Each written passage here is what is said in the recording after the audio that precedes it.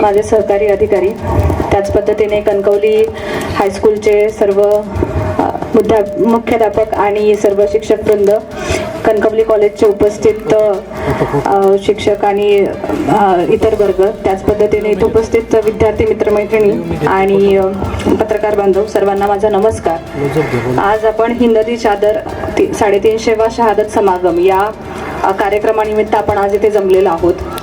शासनाने एक विशेष उपक्रम आपल्याला सर्वांना राबवायला सांगितला. या निमित्ताने एक महान बलिदान म्हणून या दिवसाला ओळखलं जातं. ज्या दिवशी हिंद दी चादर म्हणजे हिंदुस्थानची कवच अशी उपाधी ज्यांना मिळाली ते शिखांचे 9वे धर्मगुरू श्री गुरु तेग बहादूरजी यांचा 350 शहादत आपण साजरी करत आहोत. आणि शासनाने आपल्याला विशिष्ट हा उपक्रम साजरा करताना एक विचार त्याच्या मागे होता की एक कृतज्ञतेची भावना आणि एक प्रेरणा मिळावी.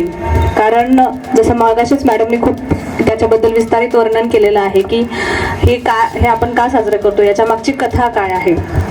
आपण ज्यावेळेस असे कार्यक्रम साजरे करतो त्यावेळेस आपल्याला हे समजलं पाहिजे की याच्यातून आपल्याला काय घ्यायचंय. आज जे काही घडलं इतिहासामध्ये किंवा जे काही महापुरुषांनी गोष्टी करून ठेवल्या त्याच्यामधून आपल्याला काय शिकायचंय, आपण नक्की काय घेऊन जातोय, तर हे आपल्या लक्षात आलं पाहिजे. आपण मॅडमने मग अशी स्टोरी सांगितली त्याच्यावरून लक्षात आलं की हे फक्त एका धर्माचं रक्षण असं नव्हतं, तर प्रत्येकाचं धार्मिक स्वातंत्र्य जपलं गेलं पाहिजे आणि मानवतेचं रक्षण झालं पाहिजे. ही जी शीख धर्मातील असेल किंवा हिंदू धर्मातील पण हीच शिकवण आहे. तर अशा चांगल्या मूल्यांचं जतन झालं पाहिजे. त्याचप्रमाणे आपल्याला 350 वर्षानंतर देखील आपण हा विचार करत आहोत का, आपण कुठलाही अन्याय असेल त्याच्या विरुद्ध आपण आवाज उठवतोय का, किंवा इतरांची श्रद्धा त्याचा आदर करतोय की नाही, हा विचार आज कुठेतरी आपण केला पाहिजे.